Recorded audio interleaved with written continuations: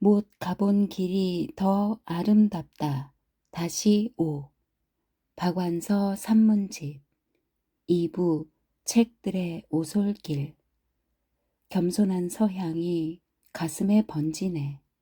최순우 무량수전 배울림 기둥에 기대 서서. 계절이 몸의 습관을 따라주지 않았기 때문일까. 올 추석은 유난히 피곤했다. 오래 살아온 몸은 찐득한 더위에 허덕이면서도 곧 상큼한 바람이 불어올 날이 머지 않다는 걸 믿을 수 있어서 견딜만 했다.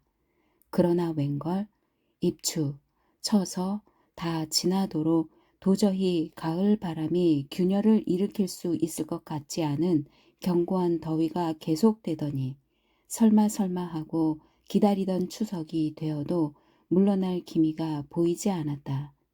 지칠 대로 지친 몸으로 추석을 맞게 되니 이미 오래전에 체념하고 있던 고향이 지척이건만 갈 수 없는 고장이란 사실까지 그렇게 짜증스러울 수가 없었다. 내가 고향에서 그리워한 건 무엇일까? 산천인가? 초가 지붕이 의좋은 마을인가? 어릴 적 놀던 동무들인가? 순박한 인심인가? 명절만 되면 왜 그런 것들이 바로 지금 여기처럼 선명하게 떠오르면서 그 정다움이 가슴에 스미는 걸까? 허나 그것들은 갈 수 없기에 내 마음속에 고스란히 남아있는 것이지 가 닿는 순간 지워지거나 뭉개질 것이다. 이렇게 짜증을 다스리면서 내가 애장하고 있는 책 중에서 최순우의 무량수전 배울림 기둥의 서서를 꺼내 여기저기 내가 좋아하는 구절들을 읽고 또 읽었다. 짜증이 가라앉으면서 내가 하필 이 나라에 태어났다는 게 기뻤고 갈 수가 없어서 원망스럽기만 하던 고향 땅조차 최순우의 고향이기도 하여 자랑스러웠다. 그것은 무량수전을 자주 꺼내보고 꾸준히 애독하는 까닭은 우리의 고 건축을 비롯해서 자기, 회화, 공예품 등 한국의 미 전반에 대한 그의 높은 안목에서 배우고 깨우치고 공감하는 기쁨 때문일 것이다. 그러나 더 큰 보람은 그의 글을 읽으면 저절로 우러나는 그의 인격을 흠모하게 되는 마음이다.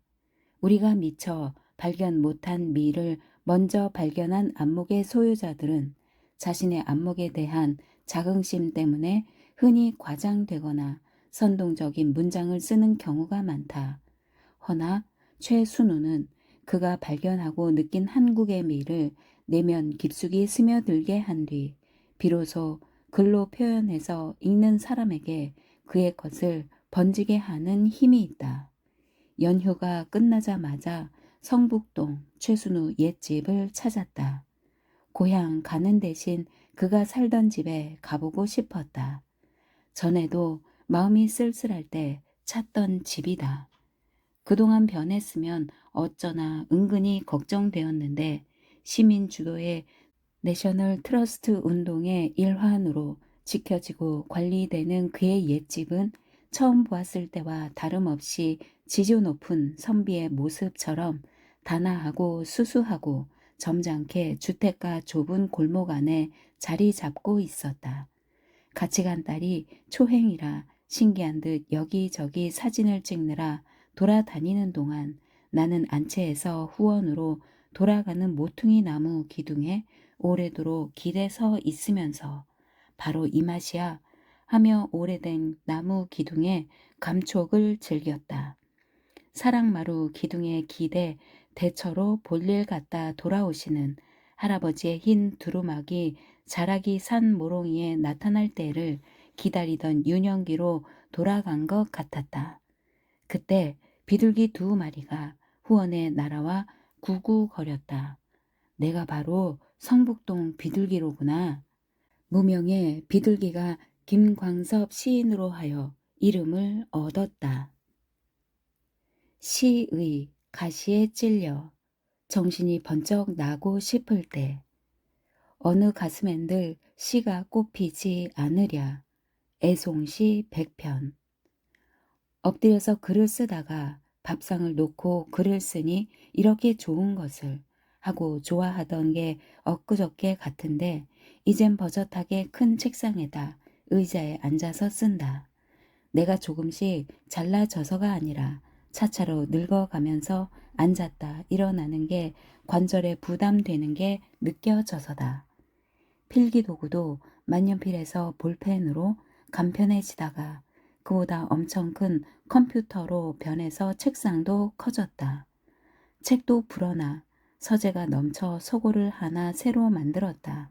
내 생전에 다 못 읽을 책 끼고 있어 뭐하나.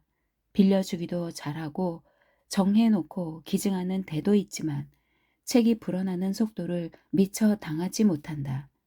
그래도 한 달에 평균 너덧 권가량의 책은 구입을 한다. 물론 읽고 싶은 책이나 선물하기 위해서도 사지만 집 어딘가에 있긴 있으련만 필요할 때 찾지를 못해 사기도 한다. 어느 가슴엔들 시가 꼽히지 않으랴 애송시 100편은 신문에 연재될 당시 아침에 그것을 받아 읽을 때의 행복감이 생각나서 얼른 샀다. 시집 표지가 이렇게 예쁘거나 야해도 되는 걸까? 고독하고 높은 정신을 이렇게 한 자리에 모아 놓아도 되는 걸까? 그런 염려도 되었지만 그 두 권의 책은 살 때도 행복했지만 다시 읽어도 아무데나 읽어도 내 정신도 조금은 깊고 높아지는 것 같은 기쁨을 맛본다. 다시 읽어도 거듭해 읽을수록 더 좋아지는 건 좋은 시만이 줄 수 있는 큰 복인 것 같다. 멋 모르고 그냥 느낌으로 좋아하던 난해한 시에 뛰어난 시인들의 웅숭 깊고 친절한 해설이 붙은 것도 금상첨화였다. 내 책상에서 멀리 움직이지 않아도 되는 자리에는 편의상, 사전유와 글 쓰다가 자주 참고해야 할 책들, 내 무식을 벌충해 줄 수 있는 어렵지 않은 전문 서적들로 채워져 있다. 더 가까이 눈에 잘 띄고 손만 뻗으면 뽑아 볼 수 있는 자리는 시집들 차지다. 시집은 얇으니까 자리를 덜 차지하고 아무도 빌려달라는 사람이 없어서 여러 권의 시집을 모을 수 있었지만 장서로 자랑하기 위해서가 아니라 수시로 뽑아 읽기 위해 가까이 두고 있다. 글을 쓰다가 막힐 때 머리도 쉴 겸 해서 시를 읽는다. 좋은 시를 만나면 막힌 말꼬가 거짓말처럼 풀릴 때가 있다. 다 된 문장이 꼭 들어가야 할 한마디 말을 못 찾아 어색하거나 비어 보일 때가 있다. 그럴 때도 시를 읽는다. 단어 하나를 꿔오기 위해 또는 슬쩍 베끼기 위해 시집은 이렇듯 나에게 좋은 말의 보고다. 심심하고 심심해서 왜 사는지 모르겠을 때도 위로받기 위해 시를 읽는다. 등 따숩고 배불러 정신이 돼지처럼 무디어져 있을 때 시의 가시에 찔려 정신이 번쩍 나고 싶어 시를 읽는다. 나이 드는 게 쓸쓸하고 죽을 생각을 하면 무서워서 시를 읽는다. 꽃피고 낙엽 지는 걸 되풀이해서 봐온 횟수를 생각하고 이제 죽어도 여한이 없다고 생각하면서도 내년에 뿌릴 꽃씨를 받는 내가 측은해서 시를 읽는다. 애송시 100편에 실린 시들은 신문에 연재되기 전에도 거의 다 읽은 적이 있는 시들이다. 문학소녀 시절에 줄줄 외던 시들도 여러 편 포함돼 있다. 그게 반가워서 다시 한번 시를 외워보려고 시를 외울 때마다 찾아오는 그 가슴 울렁거리는 청춘의 기쁨을 맛보려고 이 시집을 샀다. 시는 낡지 않는다. 시간이 지났다고 한물 가는 시는 시가 아닐 것이다. 맛있고 몸에 좋은 것만 찾는 세상 얄밉다. 공선옥 행복한 만찬. 요새 아이들은 감자나 고구마나 호박이 어디서 나는 줄 알까? 어디서 나긴 어디서 나. 슈퍼에서 나지. 아마도 그것이 아이들의 정답이 아닐까. 어른이 장보러 나온 대형 마켓 카트에는 아이가 올라타고 있거나 따라다니면서 먹을 것을 직접 골라 잡는 모습을 흔히 볼 수 있다. 그 아이들 눈에는 감자나 고구마나 라면이나 초코파이나 다 같이 상자나 비닐, 스티로폼에 포장된 상품이라는 걸로 동등해 보일 것이다. 공장을 거치지 않은 농산물들도 흙의 흔적은 무슨 독극물이라도 되는 양 말끔히 제거되고 반들거리는 포장 안에 들어있다.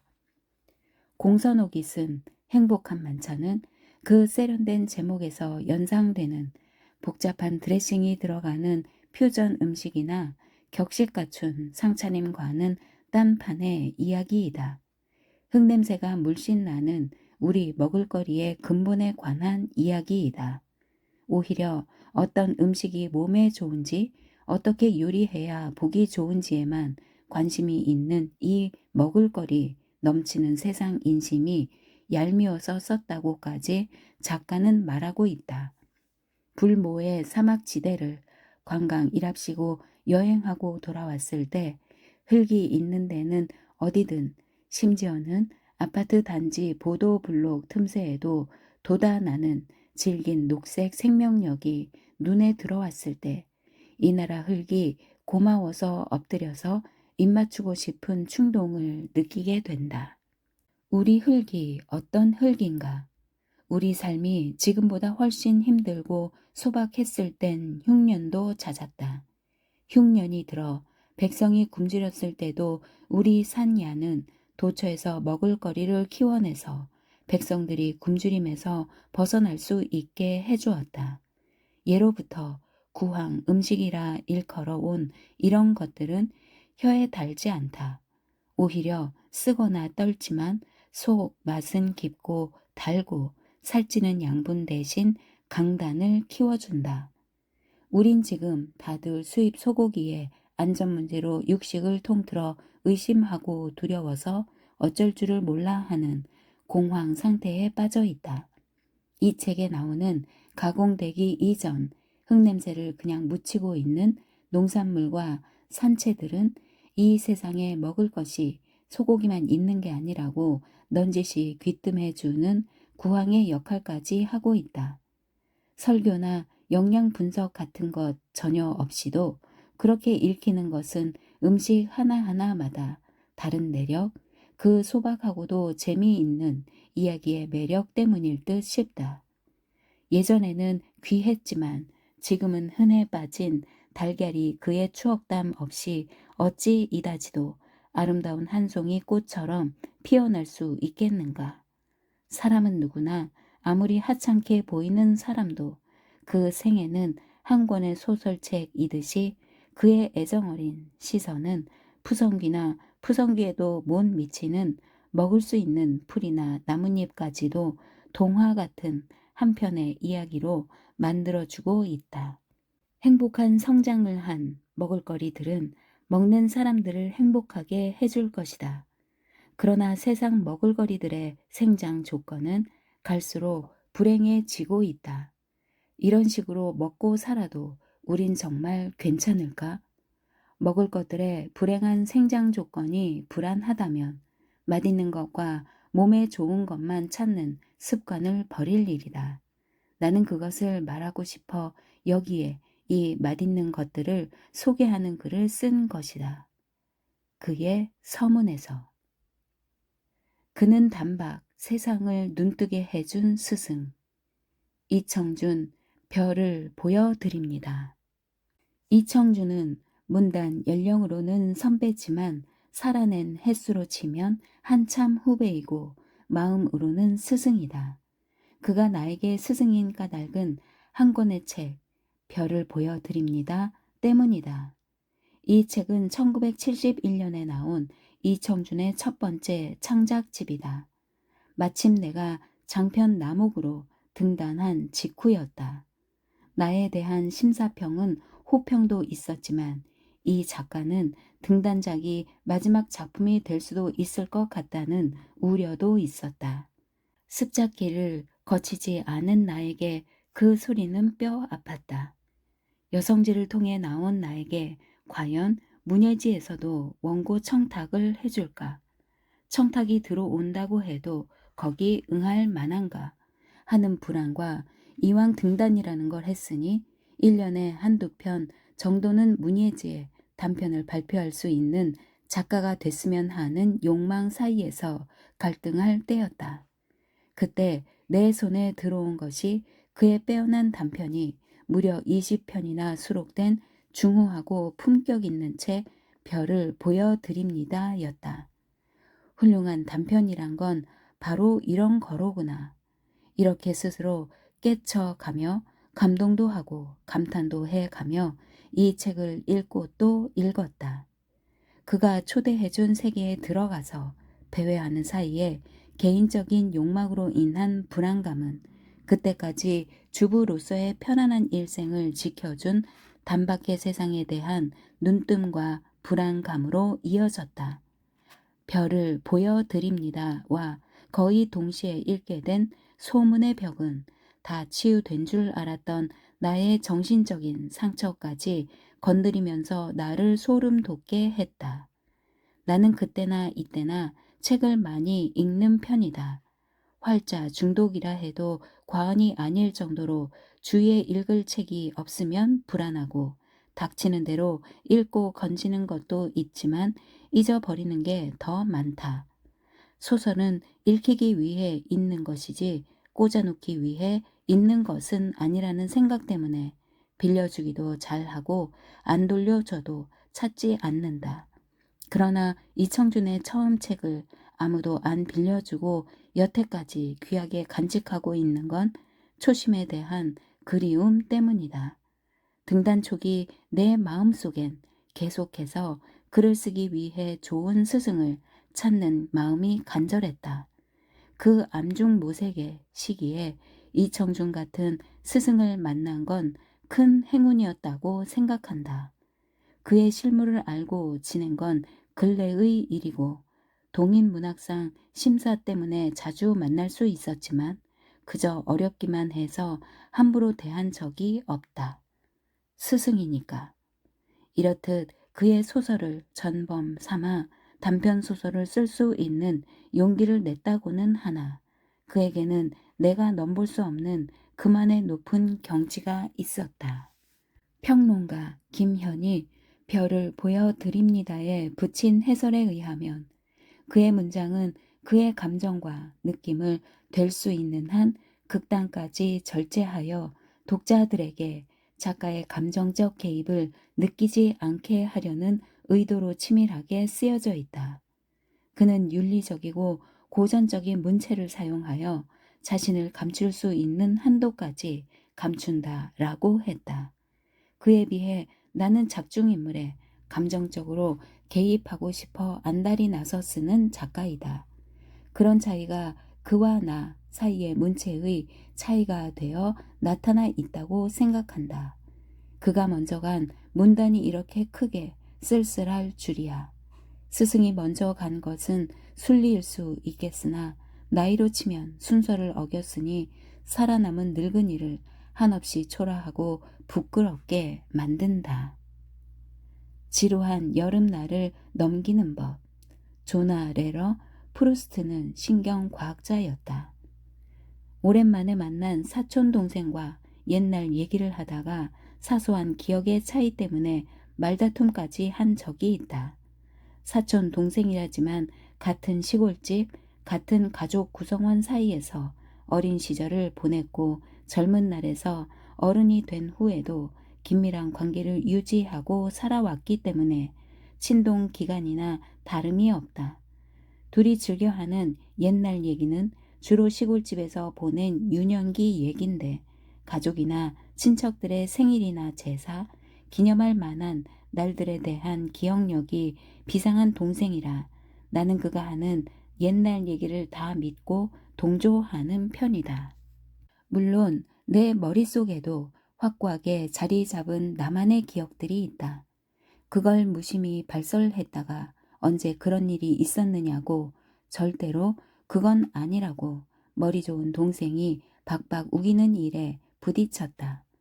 아니면 그만 일하고 넘겨도 될 텐데 그렇게 쉽게 양보가 되지 않는다. 왜냐하면 유년기의 그 기억은 내가 우리고 우려내서 많은 이야기를 만들어낸 소설가로서의 나의 소중한 미천이기 때문이다. 요새 자주자주 부딪히는 나는 무엇인가? 라는 의문에 대해 스스로 마련한 대답도 나는 기억의 덩어리일 뿐이다. 인데 수없이 가지치기를 한 원체험이 없었던 일이라면 그럼 내 소설은 새빨간 거짓말에 불과한 것인가? 혹시 나는 치매가 아닐까? 그렇게 신경이 불안정할 때 조나 레러라는 나로서는 처음 들어보는 저자가 쓴 프루스트는 신경과학자였다라는 책을 선물 받게 되었다. 저자 소개에 의하면 신경과학을 전공하고도 문학과 신학을 공부하고 요리사 경험도 있는 조나 레러는 특이한 지적 편력의 소유자답게 인문학과 과학의 소통을 강력하게 주장하고 있는 것처럼 보인다. 신경과학이란 학문이 생겨나기도 전에 이미 뛰어난 작가, 화가, 작곡가, 요리사 등 1급의 예술가들이 알아낸 진실들을 신경과학을 전공한 저자가 그게 과학적으로도 옳았다고 재확인하는 과정이 흥미진진할 뿐 아니라 빛나고 멋있어 보였다. 그 책을 선물 받은 지 넉 달이 넘었지만 아직도 다 읽지를 못했다. 머리맡에 두고 매일 아침 저녁으로 몇 페이지씩 읽는다. 다음 줄거리가 궁금해서 연속적으로 읽게 되는 책은 아니다. 그냥 아무 곳이나 펴놓고 읽다가 무슨 소리인지 잘 이해가 안 되는 건 건너뛰기도 하지만 마음에 와 닿거나 위로가 되는 부분은 읽고 또 읽게 된다. 과학자가 쓴 책답게 난해한 부분도 있지만 그의 인문학적인 소양 덕에 반복해서 읽어도 새 맛이 나는 매력이 있다. 이 글을 쓰기 위해 여러 번 읽은 부분을 다시 펼쳐보면서 나에 대해서도 기억하고 싶은 것만 기억하는 체질이라는 걸 깨달았다. 그런 깨달음이 타인에 대한 이해심을 넓혀준 것도 이 책을 읽은 소득이다. 그가 다룬 8명의 예술가 중 오기스트 에스코피에라는 전설적인 요리사에 대한 부분은 소설처럼 재미있었고 프루스트와 세잔의 정신분석이 가장 인상적이었다. 잃어버린 시간을 찾아서 해서 그가 인용한 부분은 너무도 황홀해서 젊은 날 단지 지적 허영심을 위해서 지루한 걸 참고 건성으로 읽은 그 책을 다시 사보고 싶게 만들었다. 아무리 무더운 여름이라지만 거듭 읽어도 실증 안 나는 책이 머리맡에 있고 책방으로 뛰어가고 싶게 만드는 책도 있으니 지루함을 모르고 날 수 있을 것 같아. 죽기 전 완벽하게 정직한 삶 살고 싶다. 박경리 유고 시집 버리고 갈 것만 남아서 참 홀가분하다. 마지막 순간까지 펜을 놓지 않고 남아있는 모든 기운을 사르면서 쓰셨다고 따님이 회상하는 박경리 선생님의 유고 시집 버리고 갈 것만 남아서 참 홀가분하다가 나왔다. 대하소설을 쓰신 분의 시집답게 그분의 시는 유장하고도 도도했다. 길었다는 얘기가 아니라 오히려 시라는 짧은 형식 속에 당신 전체를 그늘까지를 명주실 꾸리처럼 최소한의 부피로 담아내신 솜씨가 놀라웠다. 아니 이건 솜씨로 된 시가 아닐지도 모르겠다. 시가 와서 당신은 그냥 받아쓰기만 한 게 아닐까 싶을 만큼 꾸밈 없이 자연스러웠다. 선생님을 알고 지낸 지는 30년 가까이 되지만 당신 아는 신인 시절이었고 그분은 이미 대가의 반열에 올라 있을 때였다. 연령 차이는 벗해도 허물되지 않을 만큼 크지 않았지만 그분의 명성과 업적에 압도되어 허투루 친밀감을 나타내지 못했다. 조금씩 친해진 것은 원주로 가신 후부터였고 당신의 속마음까지 얼핏 비치신 것은 토지 왕관 후 토지 문화관을 만드시고 나서였을 것이다. 완벽한 줄로만 알았던 그분에게서 저 어른이 왜 저러실까? 내가 상상한 그분과 다른 면을 발견한 것도 그 무렵이었다. 어머니처럼 살고 싶지 않다는 말씀을 얼핏 들은 것 같은데 돌아가시기 얼마 전부터는 당신이 어머니를 닮아 간다는 말씀을 자주 하셨고 꿈속에서 자주 어머니를 찾아 헤맨 얘기도 해주셨는데 어머니라는 시에 그때 들은 그대로 나타나 있다. 아무리 걸출한 여성에게도 어머니는 극복하고자 하나 극복되지 않는 악몽인 동시에 결국은 그리로 돌아갈 수밖에 없는 의지처라는 생각이 든다. 시집에 나타난 그분의 가족사, 그 중에서도 목의 혈통의 가족사는 내가 저분이 왜 저러실까 미처 이해할 수 없었던 그분의 그늘까지를 포함한 전모를 이해할 수 있게 해주었고 존경에 더하여 우정까지 느끼게 되었다. 특히 마지막 목소리의 아름다움이 마음에 스민 시는 일 잘하는 사내라는 다음과 같은 시이다. 다시 태어나면 무엇이 되고 싶은가? 젊은 눈망울들 나를 바라보며 물었다. 다시 태어나면 일 잘하는 사내를 만나 깊고 깊은 산골에서 농사짓고 살고 싶다. 내 대답. 돌아가는 길에 그들은 울었다고 전해 들었다. 왜 울었을까? 이렇게 묻고 나서 본질을 향한 회귀 본능, 순리에 대한 그리움 때문에 울었을 거라고 해석까지 해 놓으셨다. 나는 사람으로 다시 태어나고 싶지 않으니까 다음 세상에 하고 싶은 것도 없는 대신 내가 10년만 더 젊어질 수 있다면 꼭 해보고 싶은 게 한 가지 있긴 하다. 죽기 전에 완벽하게 정직한 삶을 한번 살아보고 싶다. 깊고 깊은 산골에서 그까지 마당새는 있어도 그만 없어도 그만. 나 혼자 먹고 살 만큼의 농사를 짓고 살고 싶다. 깊고 깊은 산골에서 세금 걱정도 안 하고 대통령이 누군지 얼굴도 이름도 모르고 살고 싶다. 신역이 고대 몸보신 하고 싶으면 기르던 누렁이라도 잡아먹으며 살다가 어느 날 고요히 땅으로 스미고 싶다. 시집을 덮으면서 나에게 온 생각이다. 반 고흐의 손이기도 했다. 감자를 먹는 저 손, 정직한 노동을 한 저 손은 빈센트 반 고흐, 영혼의 편지. 달포전 미술의 조예가 깊은 신부님이 이끄시는 문화탐방단을 따라 유럽 쪽을 다녀온 일이 있다. 처음엔 유럽에서도 변방에 속하는 몇몇 나라 시골 구석에 있는 중세의 수도원을 돌았다. 외부와 내부를 온통 벽화로 도배를 한 수도원이었다. 구약, 신약에 대해 소상하지 않으면 무슨 뜻인지 모를 그림들이 어서 그냥 쫄래쫄래 따라다녔다. 어서 네덜란드로 가서 반 고흐의 그림이나 실컷 봤으면 싶었다. 고흐의 그림이 많다는 밀러 미술관과 반 고흐 미술관은 마지막 일정에 포함돼 있었다. 반 고흐의 고향 아니더라도 유럽이나 미국의 큰 미술관이라면 그의 그림을 소장하고 있지 않은 곳이 없다. 국내에서도 반 고흐전이 열린 적이 있다.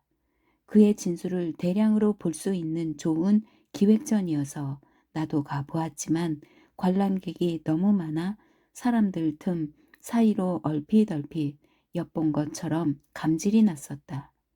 어려서부터 좋은 그림과 접한다는 것은 요새 태어난 아이들의 큰 복이지만 그 애들이 떠드는 것도 나로서는 참기 힘들었다. 이번 기회에 그의 몇몇 그림과 조용히 독대를 해보고 싶었다. 크렐러 밀러 미술관에서 비로소 그 꿈이 이루어졌다. 그러나 감자 먹는 사람들, 배 짜는 사람들 등 그가 파리로 가기 전 누에넨 시절에 어두운 그림을 보는 것은 고통스러웠다. 그가 칠한 어둠은 너무 무겁고 깊고 강렬했다. 한꺼번에 많은 미를 본다는 건 원래 사람을 지치게 하는 법이지만 고흐의 그림은 특히 더 했다. 집에 돌아온 후에도 맥을 못 출 만큼 피로감이 유난히 오래 갔는데 그건 여독이라기보다는 강력한 정신한테 허약한 정신이 한바탕 휘둘리고 난 후유증이 아닐까 싶었다. 몸을 좀 추스르고 나서 책방에 들렀다가 고흐의 편지를 모은 반고흐 영혼의 편지를 샀다. 동생 테오에게 쓴 편지를 읽고 그를 더 깊이 이해한 것처럼 느꼈고 더 좋아하게 되었다. 그리고 만날 돈 걱정이 떠나지 않는 자유로운 영혼에 피할 수 없는 우울과 자신의 그림이 후세에 남을 것이라 믿는 오만과 살아서 유명해지고 싶은 세속적인 욕망까지 예술가로서뿐 아니라 인간으로서 자신 전체를 적나라하게 드러낼 수 있는 태호 같은 동생을 둔 고흐가 부러웠다.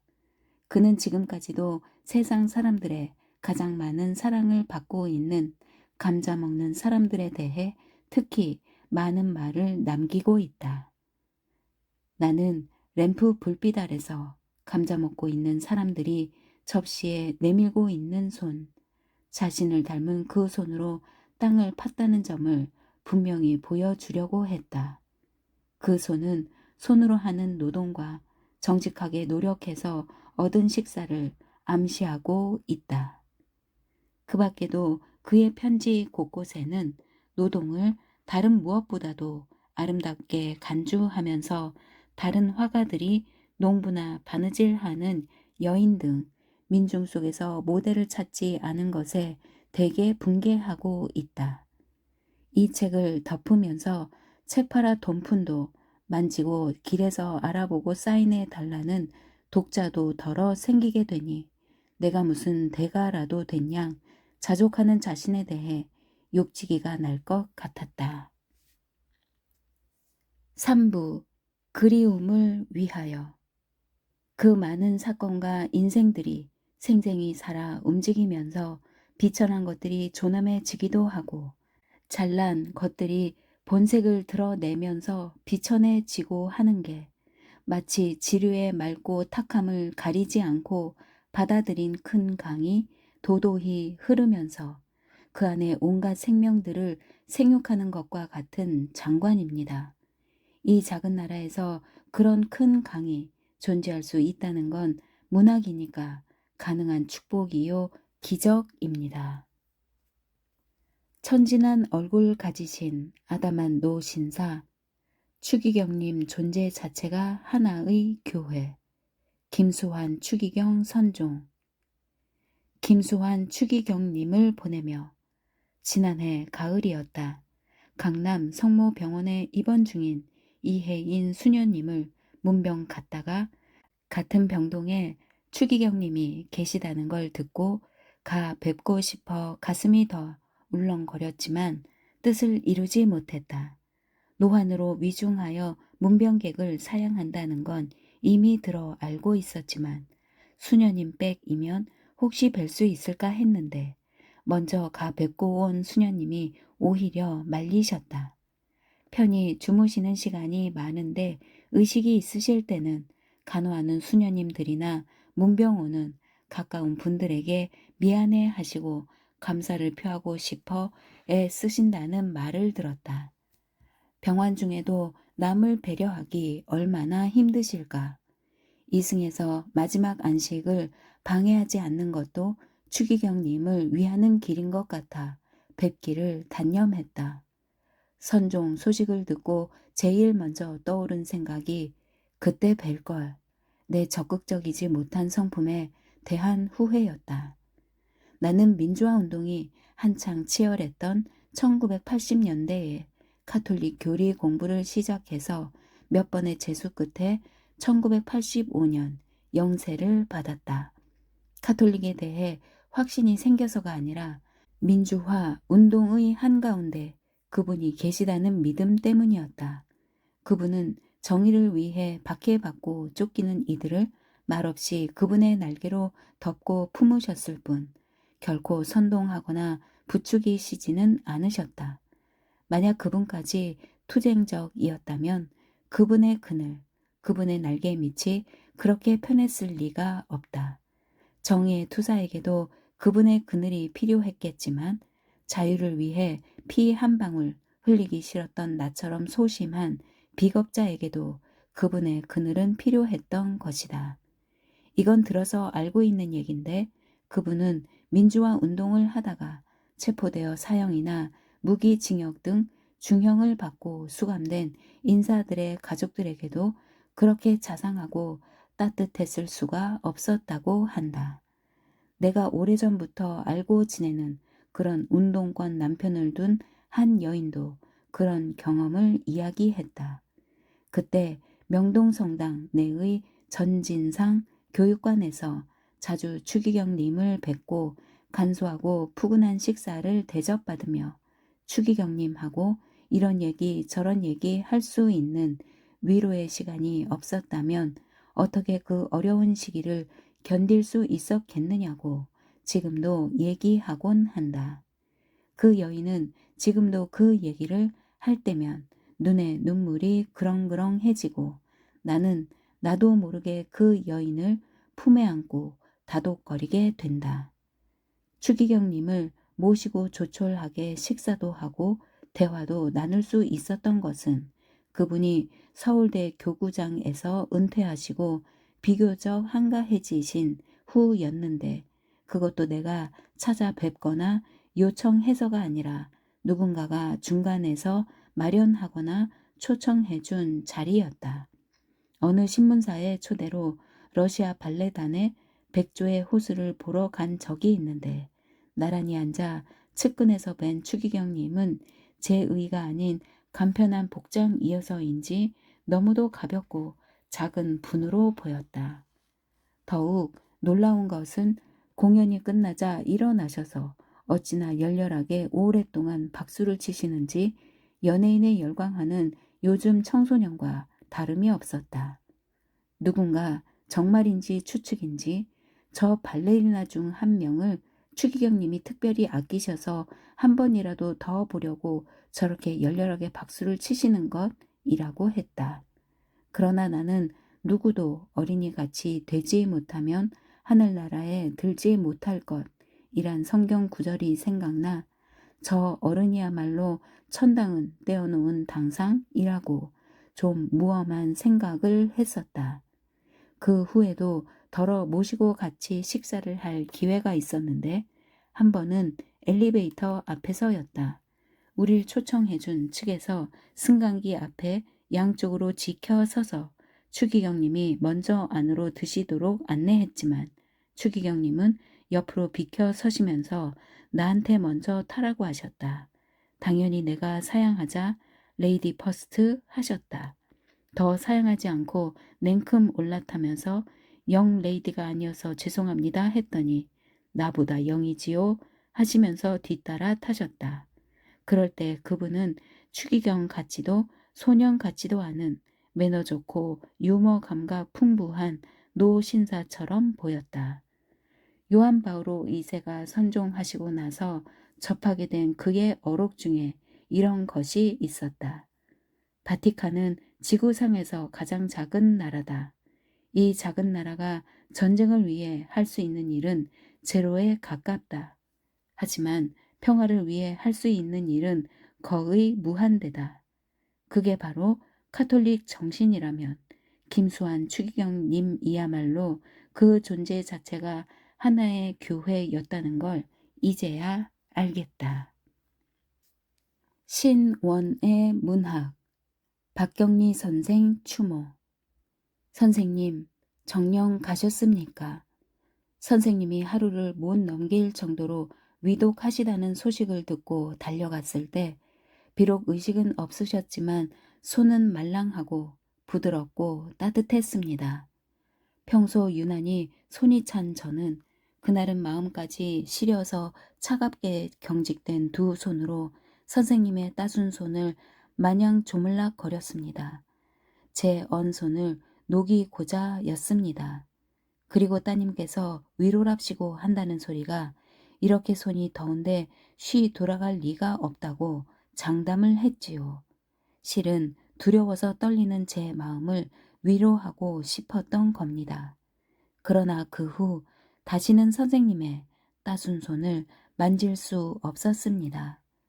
저는 평소에 선생님을 뵐 때마다 뭔가를 얻어가져 버릇해서 빈손으로 고독하게 이 세상과 하직할 준비를 하고 계신 그 절체, 절명의 엄혹한 순간에도 선생님의 마지막 체온이라도 탐하려 했던 게 아니었을까 참담한 마음이 듭니다.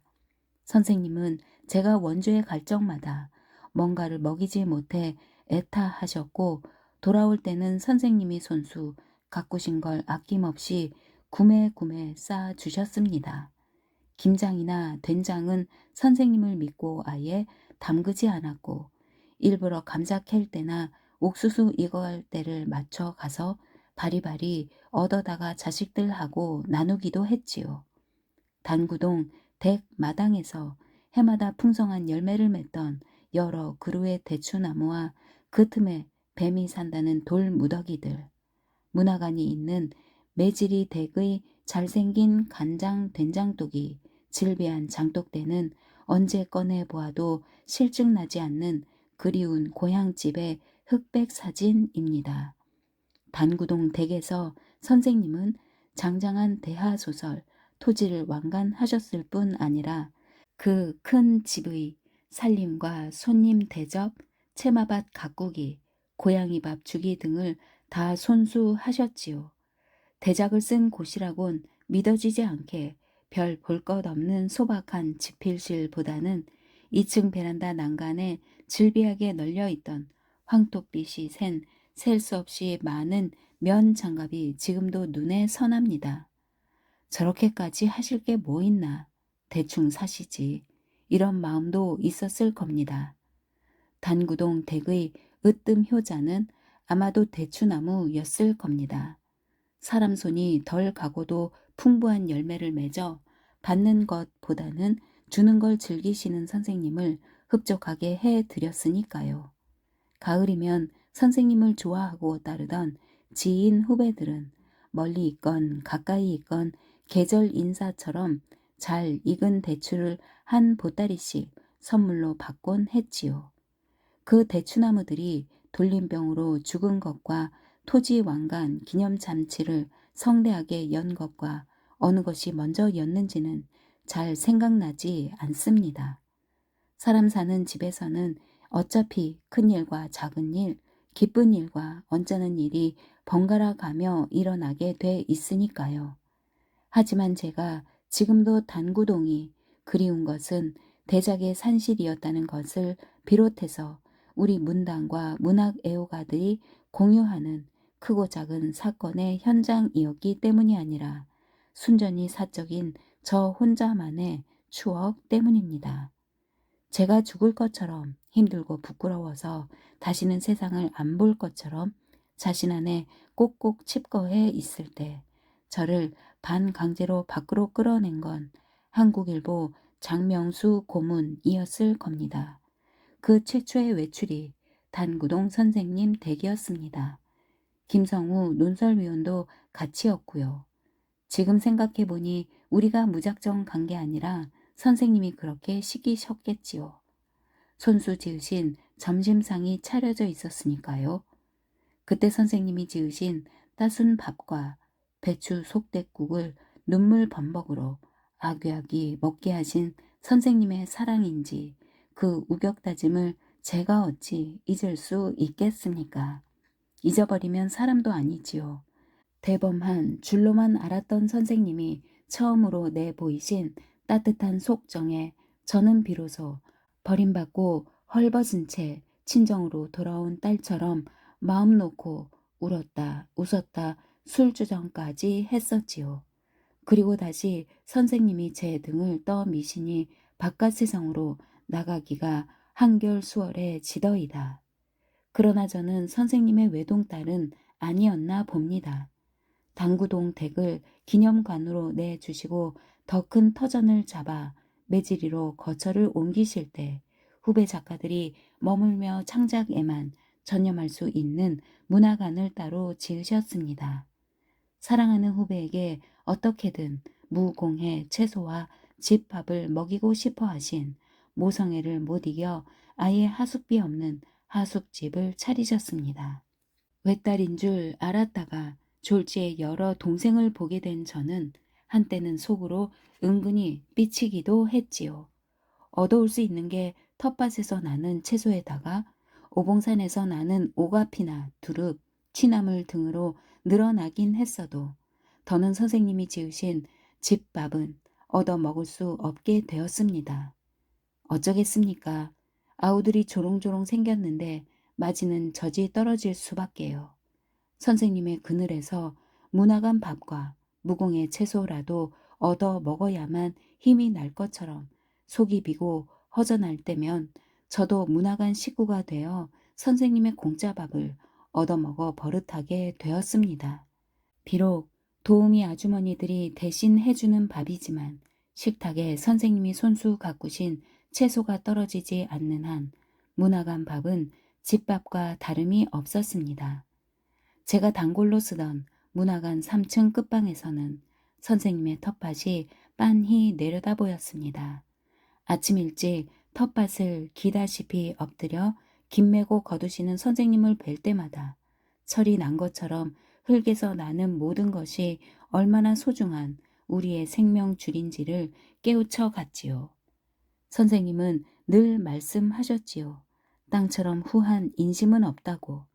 뿌린 것에다 백배 천배의 이자를 붙여서 갚아주는 게 땅의 마음이라고. 본전 까먹지 말고 이자로 먹고 살아야 한다고.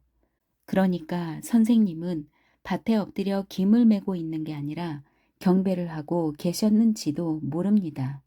땅에 대한 경배가 곧 농사일이 아니겠습니까? 선생님은 입으로 하는 직업적인 환경운동가가 아니라 몸으로 실천하는 천성의 농사꾼이셨습니다.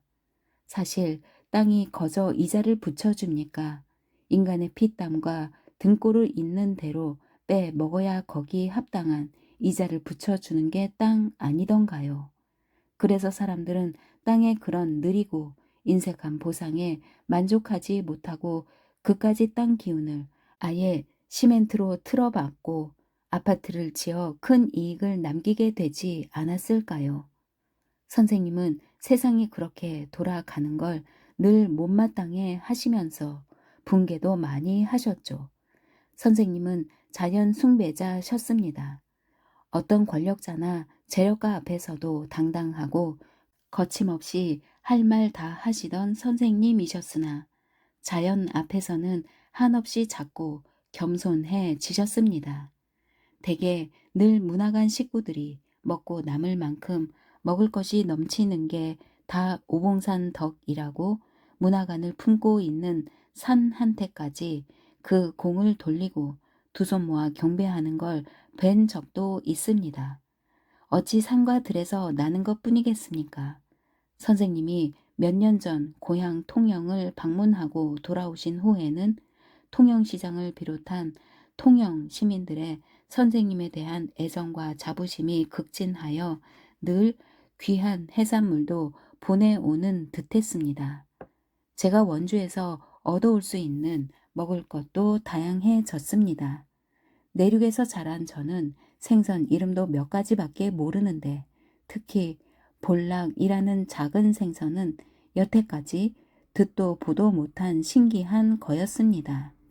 볼락젓을 넣고 담근 김치 또한 생전 처음 먹어보는 별미였고요. 어느 해인가 명절을 앞두고 있어 우리도 뭔가 작은 선물을 사 가지고 갔는데 선생님 댁 주방과 거실에는 과일, 떡 등 먹을 것이 넘쳐나 보였습니다. 그런데도 문화관 식구들을 잘 먹일 수 있어서 어떤 선물보다도 먹을 것이 제일 반갑다고 인사치레를 하시고 나서 주방 한 귀퉁이에 있는 작은 쌀독을 가리키시며 이렇게 말씀하셨지요. 난 저 쌀독만 있으면 돼. 저 많은 먹을 것들이 나한테 무슨 소용이 있겠어. 끼니 때 쌀독에서 쌀을 한 줌씩 내다가 한 톨이라도 바닥에 떨어지면 엎드려서 손가락 끝으로 찍어 담아야 마음이 편해. 어려서 집이 끼니 걱정을 할 정도로 어렵지는 않았는데도 우리 엄마는 약간 맛이 간 쉰 밥도 버리지 못하고 물에 씻어서 당신 혼자서 드셨습니다. 제가 질색을 하고 말리면 밥이 아까워서 못 버리나 하늘이 무서워서 못 버리지 하시던 엄마 생각이 났습니다. 돈으로 치면 몇 푼 안 되는 푸성기를 얻기 위해 땅을 기던 선생님, 쌀 한 톨을 위해 부엌 바닥을 기던 선생님, 선생님이 그립습니다. 작년 선생님의 마지막 생신 때 생각이 납니다. 그때 우리는 현대문학 양숙진 사장과 저, 그게 마지막 생신이 되리라는 걸 알고 있으면서도 모르는 척 해야 했습니다. 따님을 통해 선생님이 치료를 거부했을 뿐 아니라 아무도 당신 병을 아는 걸 원치 않으신다는 걸 미리 전해 들었기 때문입니다. 선생님의 건강한 척은 완벽했습니다. 평소와 다름없이 줄담배까지 피우셨으니까요. 딴 생신 때와 달랐던 것은 우리가 원주로 가지 않고 선생님이 서울 오신 김에 생신을 핑계로 식사 자리를 마련한 거였습니다. 남산의 하얏트 호텔에서였습니다. 우리가 전해 들은 선생님의 암은 오진일 거라는 확신이 들 만큼 선생님의 식욕은 평소와 다름이 없으셨고 세상 돌아가는 일에 대한 해안도 여전하셨습니다. 누가 버릴 세상에 대해 그런 애정을 갖겠습니까?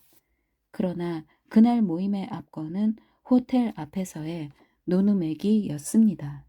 선생님은 당신 생신을 빙자한 저희들의 식사 대접 자리에 오시면서도 빈손으로 오시지를 않고 또 원주에서 난 것, 통영에서 부쳐온 것들을 구매구매 챙겨 오셨습니다.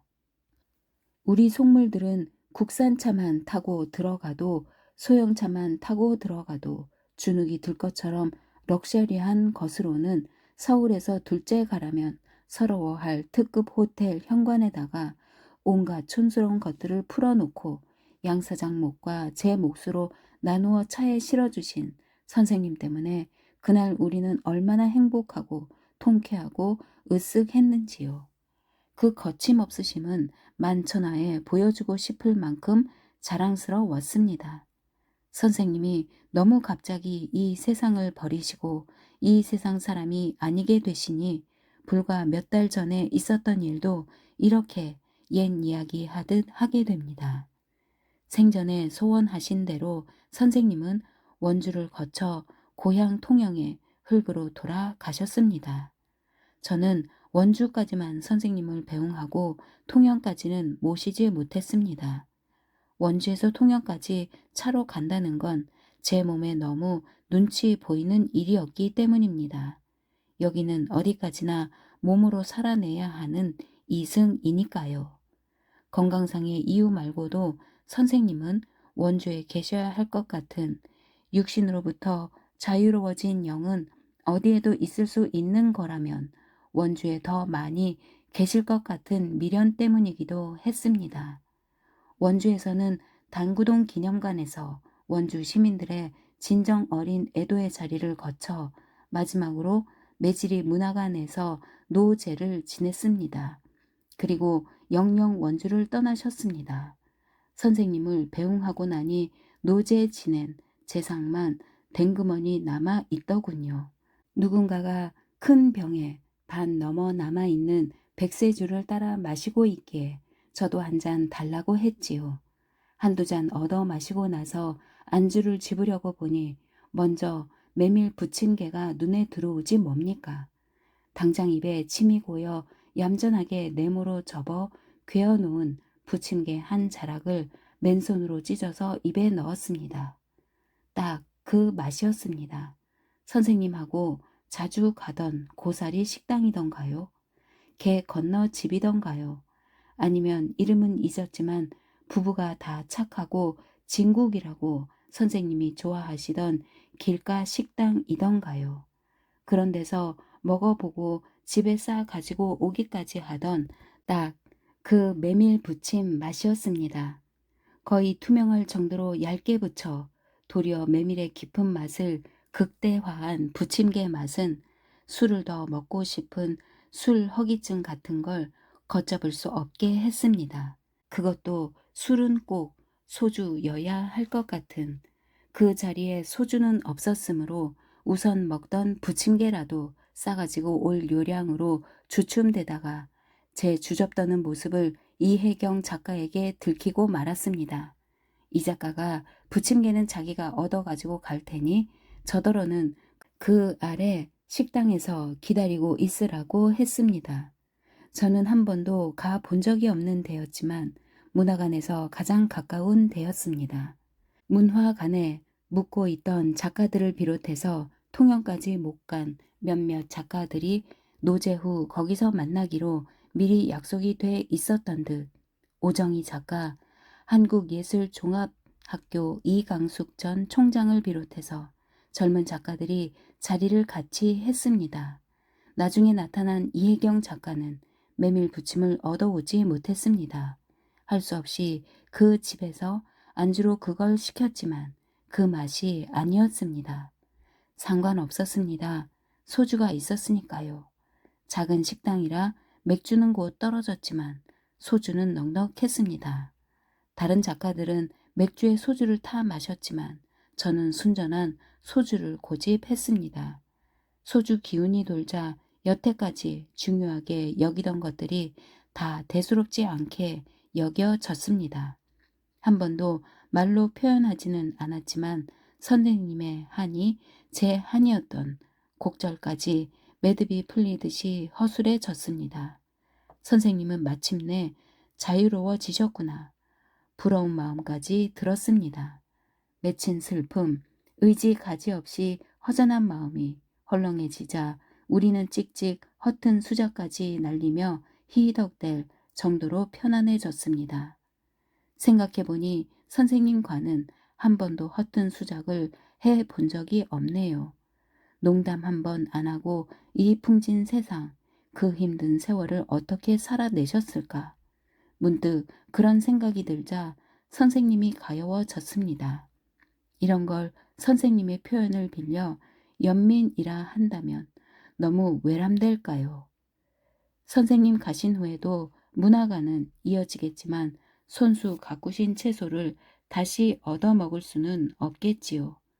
왜 이렇게 선생님이 거두신 건 야금야금 거저 얻어먹고 싶은지, 그걸 못하게 된 게 왜 이렇게 서러운지 전 참 염치도 없지요.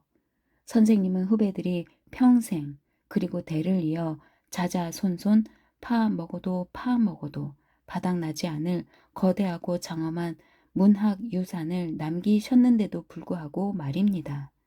선생님이 필생의 업적으로 남기신 토지에는 우리의 파란만장한 근세사의 모든 국면과 모든 직업, 고귀한 인간성으로부터 바닥 산 것에 비천함까지 천태만상의 인간 군상이 총망라되어 있습니다.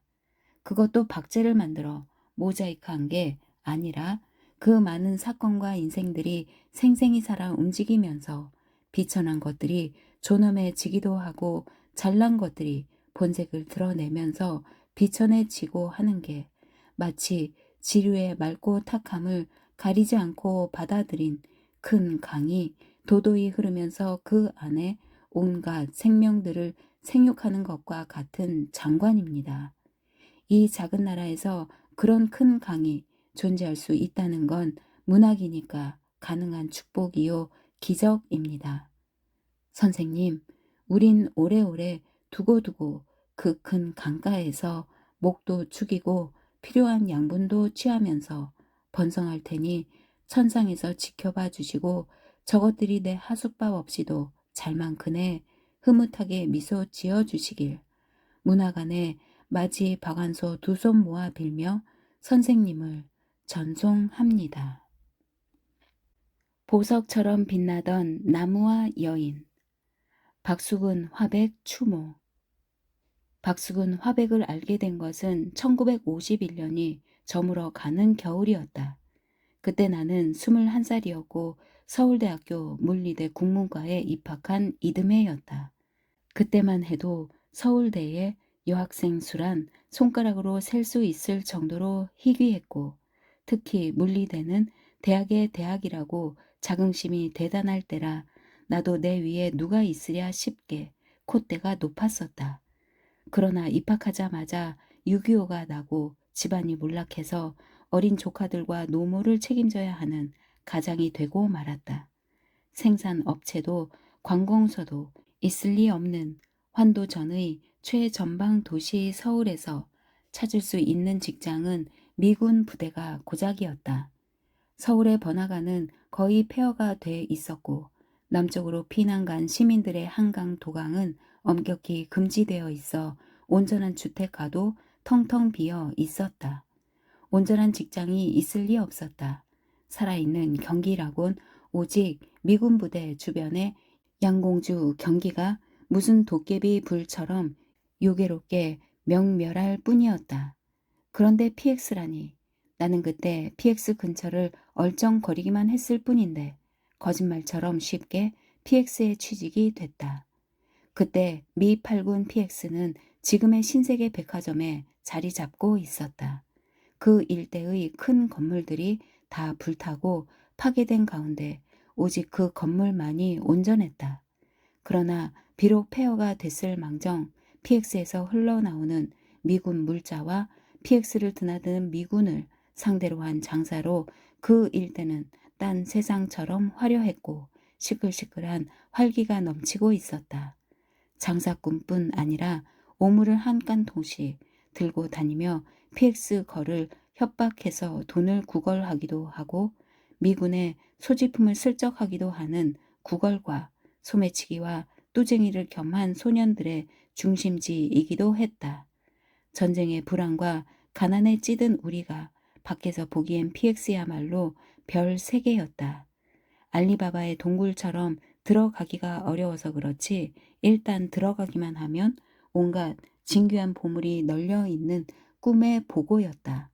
그러나 그 안에서 물건을 빼돌리다 들통이 나면 그 자리에서 해고를 당하고 새로 뽑기 때문에 기회만 잘 닿으면 취직하기 쉬운 자리이기도 했다. 그만큼 줄 서서 기다리는 구직자도 많았는데 그 중에서 쉽게 발탁이 된 것은 그 와중에도 서울대 학생이라는 게 눈길을 끈 것 같았다. 쉽게 임시 패스를 받고 그 안에 들어가 보니 진짜 PX 거리 된 것이 아니라 한국물산 위탁 매장의 점원이 된 것이었다. 그때 PX는 아래층만 매점이었는데 그것도 3분의 1 가량은 한국인 업자에게 위탁 매장으로 내주고 있었고 그 중에 하나가 초상화부였는데 나는 그곳으로 배치를 받았다. 초상화부엔 5명 정도의 군기가 절절 흐르는 중년 남자들이 그림을 그리고 있었는데 전쟁 전엔 극장 간판을 그리던 사람들이라고 했다. 업주가 그들을 간판장이라고 얕잡아 보니까 나도 그렇게 알고 함부로 대했다. 박숙은 화백도 그중 한 사람이었다. 나는 그가 딴 간판장이와 다른 점을 전혀 알아보지 못했다. 그의 염색한 미군 작업복은 매우 낡고 몸집에 비해 작았으며 말이 없는 편이었다. 내가 초상화부에서 할 일은 화가를 뒷바라지 하면서 미군으로부터 초상화 주문을 맡는 일이었다. 제 발로 걸어와서 초상화를 그리겠다고 주문하는 미군은 거의 없었다. 먼저 말을 걸어 초상화를 그리도록 꼬시는 일이 나의 주된 업무였다. 그 일은 물건을 파는 일보다도 훨씬 어려웠다. 영어도 짧은 데다가 꽁하고 교만한 성격도 문제였다. 오죽했으면 식구가 다 굶어 죽는 한이 있어도 그만두어 버릴까 보다고 매일 아침 별을 정도였다. 나에겐 전혀 맞지 않는 일이어서 그림 주문이 거의 끊기다시피 했다. 업주가 무어라고 하기 전에 화가들이 먼저 아우성을 치기 시작했다. 나는 월급제였지만 그들은 작업량에 따라 일주일에 한 번씩 그림삭을 타가게 되어 있었다. 내 식구뿐 아니라 화가들 식구의 밥줄까지 달려 있다는 무거운 책임감이 조금씩 내 말문을 열게 했다. 화가들이 나에게 불평을 할 때도 박수구는 거기 동조하는 일이 없었다. 남보다 몸집이 크지만 무진 착해 보이고 말수가 적어서 소 같은 인상이었다. 착하고 말수가 적은 사람이 자칫하면 어리석어 보이기가 십상인데 그는 그렇지가 않았다. 그러나 그 바닥은 결코 착하고 점잖은 사람을 알아볼 만한 고장이 아니었다. 나부터도 그랬다. 내가 말문이 열리고 또 어느 정도 뻔뻔스러워지기도 해서 되먹지 않은 영어로 미군에게 수작을 걸 수 있게 되고 차츰 그림 주문도 늘어날 무렵부터 화가들에게 안하 무인으로 굴기 시작했다. 내 덕에 그들이 먹고 살 수 있다는 교만한 마음이 그들을 한껏 무시하고 구박하게 했다. 그들은 거의 4, 50대로 나에겐 아버지 뻘은 되는 어른인데도 나는 그들을 김씨, 이씨 하고 마치 부리는 아랫사람 대하듯이 마구 불러댔다. 김 선생님, 이 선생님이라고 부르기 싫었으면 하다못해 김씨 아저씨, 이씨 아저씨라고 해도 좋으련만 꼬박꼬박 김씨, 이씨였다. 그도 물론 박씨에 지나지 않았다. 그때 나는 그들에게 내가 아무리 잘난 체를 해도 지나칠 것이 없다고 여기고 있었다. 양갓집 딸로 또 서울대 학생인 내가 미군들에게 갖은 아양을 다 떨고 간판장이들을 우리나라에서 제일급의 예술가라고 터무니없는 거짓말까지 해가며 저희들의 일거리를 대주고 있는데 그만한 생색쯤 못 낼 게 뭔가 싶었다. 나는 그때 내가 더는 전락할 수 없을 만큼 밑바닥까지 전락했다고 생각하고 있었고 그 불행감에 거의 도취해 있었다. 다른 매장은 물건을 한번 팔면 끝나는데 초상화부는 그림 주문을 받은 것으로 끝나는 것이 아니었다.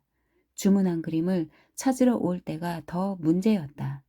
미군들은 제 얼굴을 그려달라는 이는 거의 없고 애인이나 아내 혹은 누이의 사진을 맡기고 그려달라는데 찾으러 와서는 닮지 않았다느니 실물보다 못하다느니 트집을 잡기가 일쑤였다. 주문을 맡은 때보다 찾아갈 때 더 능란한 수완을 요했다. 만약 내가 그들의 트집을 달래고 설득하기가 귀찮아서 다시 그려주겠다고 반품을 받으면 그 손해는 고스란히 화가들에게 돌아갔다.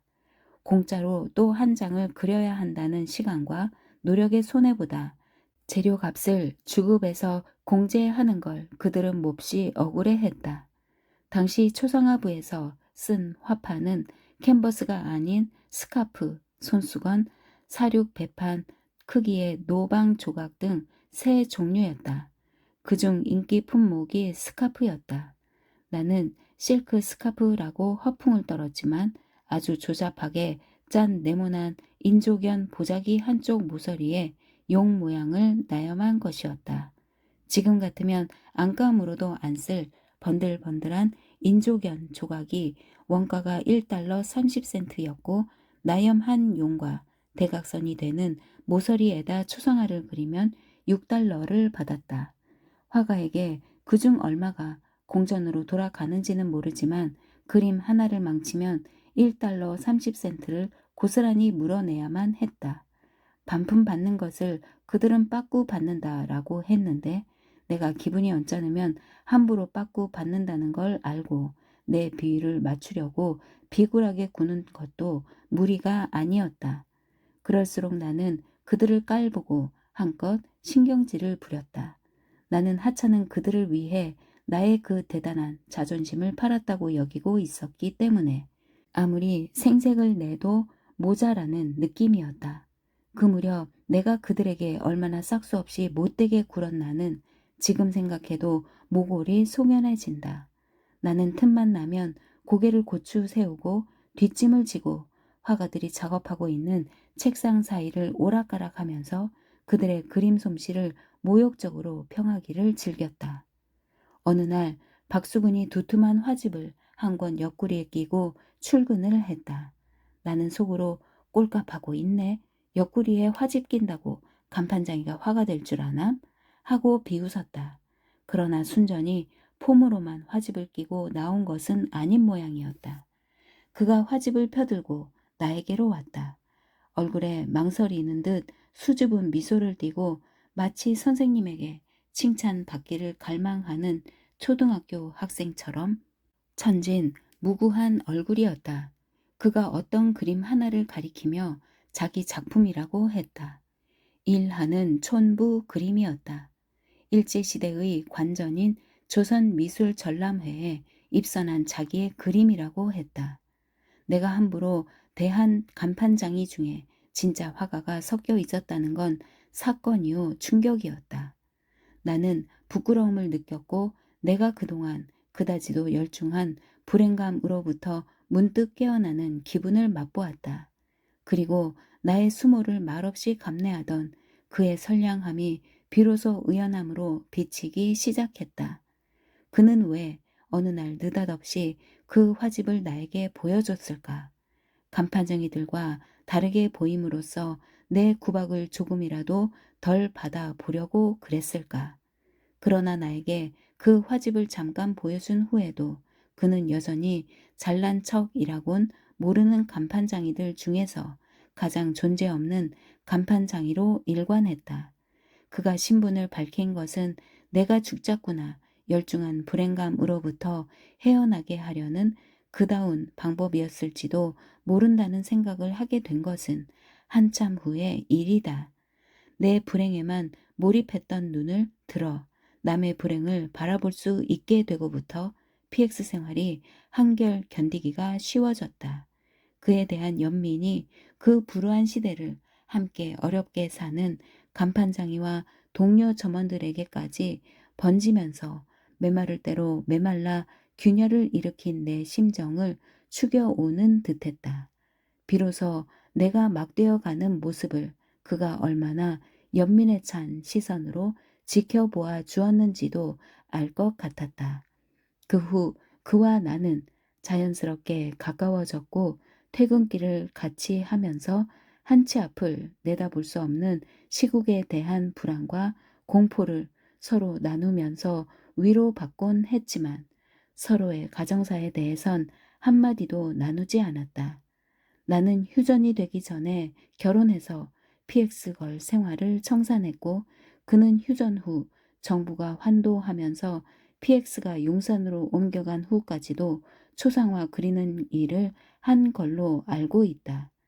내가 비교적 평탄한 결혼 생활을 하면서 많은 아이를 낳아 기르느라 문학의 소식과는 담을 쌓고 사는 사이에 그는 조금씩 유명해졌지만 여전히 그림만으로는 생활이 안 될 때 백내장으로 고생하다가 타계한 걸 전해 들었다.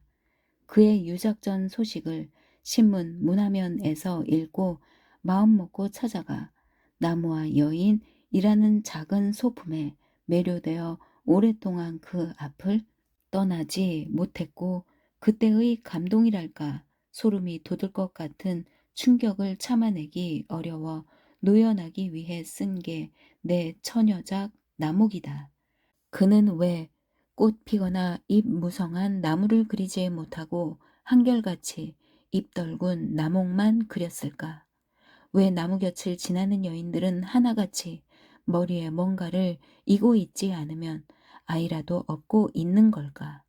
남자들은 일자리가 없고 그 대신 여인들이 두 배로 고달팠던 그러나 강한 여인들은 결코 절망하지 않고 전후에 빈궁을 온 몸으로 감당하고 사는 모습이 그의 선한 눈엔 가장 아름다워 보였을 것 같다. 그래서 오래오래 남기고자 화폭을 돌 삼아 돌을 쪼듯이 힘과 정성을 다해 그린 게 아니었을까? 여인들이 바쁘게 지나가는 길목마다 나목이 서 있다. 조금만 더 견디렴. 곧 봄이 오리니 하는 위로처럼 그와 내가 한 직장에서 보낸 그해 겨울 같이 퇴근하던 폐허의 서울에도 나목이 된 가로수는 서 있었다. 내 황폐한 마음엔 마냥 춥고 살벌하게만 보이던 겨울나무가 그의 눈엔 어찌 그리 늠름하고도 숨 쉬듯이 정겹게 비춰졌을까. 이번 현대화랑에서 열리는 박수근 회고전에서 제일 먼저 내 눈에 들어온 것도 나에게 소설 나목을 쓰게 한 그 나무와 여인이었다. 그건 작지만 보석처럼 빛나며 내 눈을 끌어당겼다. 전시회는 국민화가라는 애칭, 존칭에 걸맞게 대성황이었다. 못 보던 대작도 많았지만 나는 좀처럼 나의 작은 보석 앞을 떠나지 못했다.